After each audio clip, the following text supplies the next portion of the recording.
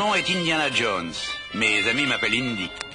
Je suis chercheur et surtout explorateur, et je n'ai pas l'habitude de porter des vêtements de soirée. Mais cette nuit-là, pourtant, il le fallait bien, car j'avais pris rendez-vous dans un restaurant chic de Shanghai avec Lao Che, bandit célèbre dans la ville. Lao Che avait invité à sa table la chanteuse Willie Scott. Le gangster jeta sur la table des pièces d'or et un très gros diamant. Je sais que vous avez trouvé les cendres de mes ancêtres, professeur. Alors donnez-les-moi. Vous avez entendu claquer le fouet? Alors tournez la page. Je tirai de ma poche une boîte de jade et la posai sur la table. Je lève mon verre en souhaitant ne plus jamais avoir affaire à vous, là-haut. J'avalai une bonne gorgée de champagne et aussitôt là-haut éclata d'un rire sinistre. Vous venez de boire un affreux poison, professeur. Ce petit flacon contient le contre-poison qui peut vous sauver. Si vous le voulez, rendez-moi l'or et le diamant que je viens de vous donner. Sans réfléchir, je lançai ma coupe au visage de là-haut et bondis à travers la table. Le flacon roula sur le sol et Willie, la jeune chanteuse, s'en empara aussitôt. Les gardes du corps de là-haut ouvrirent le feu.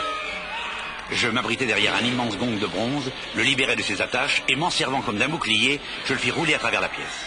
Au passage, je saisis Willie par le bras. Vous m'accompagnez, Babel? J'ai absolument besoin du flacon que vous avez là. À travers une large baie vitrée, je bondis avec Willie dans le vide pour nous retrouver miraculeusement 2 étages plus bas sur la banquette arrière de ma décapotable. Demi-lune, mon jeune et dévoué compagnon, était au volant. Vite, à l'aéroport, petit! Quelques heures après le décollage, Willie me secoua sans ménagement. Réveillez-vous, professeur! Les 2 pilotes viennent de sauter en parachute! L'avion va s'écraser! Oh, mais c'est quelque chose, bon sang! Je m'éveillai complètement et m'aperçus, après une brève recherche, qu'il n'y avait pas... Demi-lune! Aide-moi à placer le canot pneumatique près de la porte! Après, accrochez-vous à moi tous les deux! Je tirai sur la corde de gonflement hors de l'avion. Le canot glissa dans le vent, survola des monts enneigés et prit un contact brutal avec l'eau d'un torrent qui charriait des glaçons. Entraîné par le courant, le canot aborda enfin une rive escarpée. Je vis alors le chef d'un village voisin. Bienvenue. Vous êtes ici en Inde, nous vous attendions.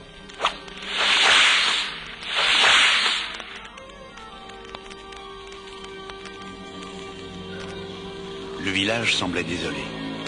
Les habitants mouraient de faim. Des hommes cruels de Pankot ont volé notre pierre sacrée. Sans sa protection, nos sources se tarissent, nos récoltes meurent. Ces mêmes hommes ont enlevé tous les enfants du village. Nous avons prié pour avoir de l'aide, et vous êtes tombés du ciel. Je vais essayer de faire tout ce que je peux.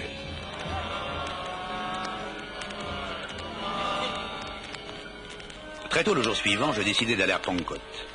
Je me hissai sur un énorme éléphant. Demi-lune voulut me suivre. Attends, Indy, je grimpe à tes côtés. Non, petit, regarde. Il te propose un éléphanteau juste à ta taille. Demi-lune était émerveillée. Indy va m'emmener un jour en Amérique. Tu viendras avec nous. Je te trouverai bien une occupation dans un cirque.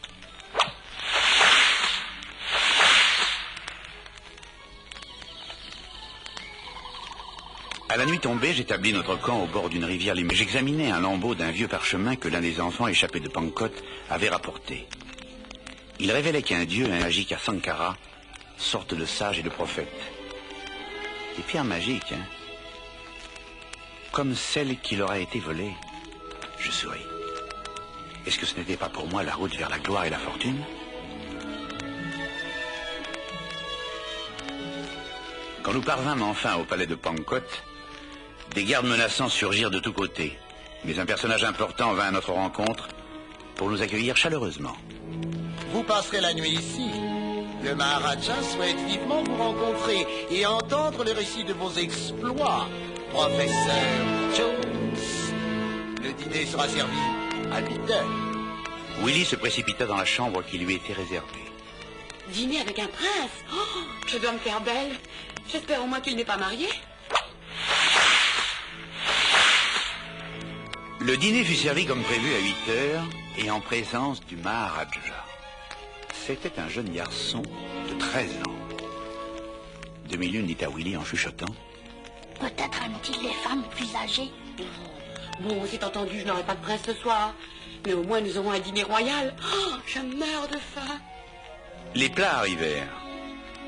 C'était un mélange repoussant de reptiles rôtis et de bestioles bouillies. Willy en aurait pleuré. Je contemplais ce spectacle d'un œil sceptique. Les habitants de l'Inde ne mangent pas de viande. Il y a quelque chose d'anormal dans tout cela. Un peu plus tard, dans la chambre de Willy, je remarquai une fente bizarre dans le mur. Je m'approchai et vis qu'elle ouvrait sur un couloir secret dissimulé par une statue. Verrouille la porte, Willy, et attends ici notre retour. Avec demi-lune, je m'engageai dans un étroit passage infesté d'insectes rampants. Parvenu à un réduit, j'entendis soudain une porte claquer derrière nous et des pics acérés surgir aussitôt du plafond et du sol. Willy, essaie d'arriver jusqu'à nous, vite, vite! J'arrive ici! Mais ce couloir est horrible! Je suis couvert d'énormes cafards! Oh non, non, non! J'entends, je ne peux pas! Willy, pour l'amour du ciel, on va être transpercé si tu ne trouves pas le levier de commande qui arrête ces pics! Cherche, vite, vite, sinon nous sommes perdus! En tâtonnant le long du mur, Willy découvre enfin le levier, l'actionne et d'un seul coup, les pics rentrent dans leur logement et la porte du réduit s'ouvre bruyamment.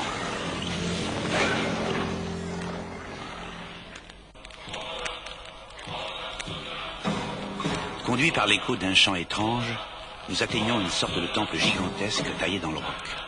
Des centaines d'adorateurs y sont prosternés devant une idole immense.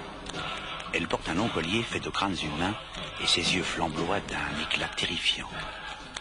C'est un temple dédié à Kali, la déesse de la mort. Ses adorateurs pratiquent les sacrifices humains. Horrifiés, nous voyons alors le grand prêtre Molaram précipiter un homme dans une crevasse de lave bouillante. Les adorateurs de Kali quittent bientôt le temple. J'en profite pour m'approcher de la terrible idole. Je découvre à ses pieds 3 des pierres sacrées de Sankara. Celle du village est parmi elles. Je décide de m'emparer de ce trésor. Utilisant la longue et solide lanière de lave et me saisis des pierres que je cache dans mon havre-sac. J'avance avec prudence et trouve l'entrée d'un tunnel derrière l'énorme statue. Je débouche sur une mine où travaillent tous les enfants volés au village. J'attaquais sans hésiter les gardiens, mais ils étaient trop nombreux pour que j'en vienne à bout à moi seul. Enchaîné à un roc dans la chambre du grand prêtre, je retrouve Willy et Demi-Lune, eux aussi prisonniers. Molaram me fait ingurgiter par la force un affreux liquide noir et fumant. À présent, professeur Jones, tu appartiens à Kali. Tu es devenu son esclave. La potion magique agissait sur moi. Je perdais. Libéré de mes chaînes, le regard perdu, je suivis les prêtres dans le fond du temple où Willy, enfermé dans une cage métallique, allait être sacrifié à la déesse Kali. Indy! Au secours! Ils vont me plonger dans cette flamme brûlante! Je n'entendais pas Willy. Comme un automate, j'aidais les prêtres dans la préparation de l'horrible sacrifice. Pendant ce temps, Demi-Lune, envoyé dans la mine avec les autres enfants, apprit que la potion magique ne pouvait perdre son effet que par la terrible épreuve du feu. Oh, je sais ce que je dois faire pour aider Indy, même si je le brûle un peu. Profitant d'une distraction des gardiens, il s'échappa et parvint au temple à l'instant où Willy allait être plongé dans la lave sous mes yeux indifférents. Indy, réveille-toi! Demi-Lune saisit une torche et la brandit tout contre moi, au risque de me brûler. Aussitôt le démon qui m'habitait me quitta. Je m'éveillai de ce cauchemar. Usant de toute ma force, je bousculai les prêtres. Je tirai la cage vers la plateforme et libérai Willy. Puis, brandissant la pierre magique du village, je criai à Demi-Lune, « En route, petit! Suis-nous! Allons libérer tous les enfants !» Aussitôt dans la mine, je bondis sur le gardien par surprise et le mis hors de combat. Tandis que nous nous enfuyions avec tous les enfants, un colosse de plus de 2 mètres surgit devant nous pour nous barrer la route. Je me jette contre lui, mais il semble que mes coups ne l'atteignent pas. Molaram apparaît alors, accompagné de gardes armés. Je criai à Willy et Demi-Lune, « Sautez dans l'un des wagonnets, poussez-le sur la pente! C'est la seule issue! Je vous rejoins à l'entrée du tunnel !»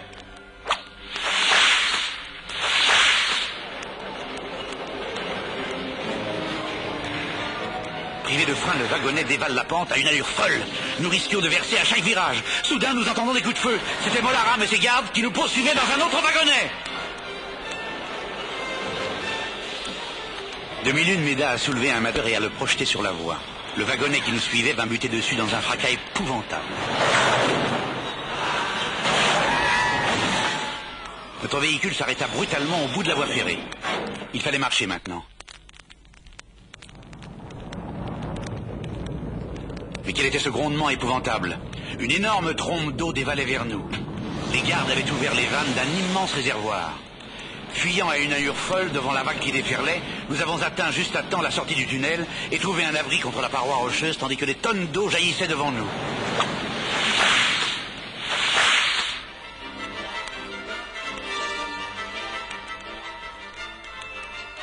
La seule issue possible passait maintenant par un pont de cordes lancé au-dessus d'un profond précipice.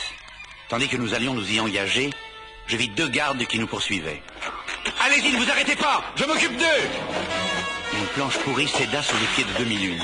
Courageusement, Willy le rattrapa. Ils avancèrent doucement. Au moment où ils atteignaient l'autre rive, Molaram apparut accompagné d'une escorte et les fit prisonniers. J'étais au milieu du pont, cerné des 2 côtés. Molaram fit quelques pas vers moi, suivi de ses gardes. Ces pierres magiques m'appartiennent. Rendez-les-moi, professeur. Eh bien, venez donc les chercher. Tandis qu'il s'approchait, je m'armai d'un sabre pris à un garde et de toutes mes forces tranchai les cordages du pont. Molaram et ses infestés de croix.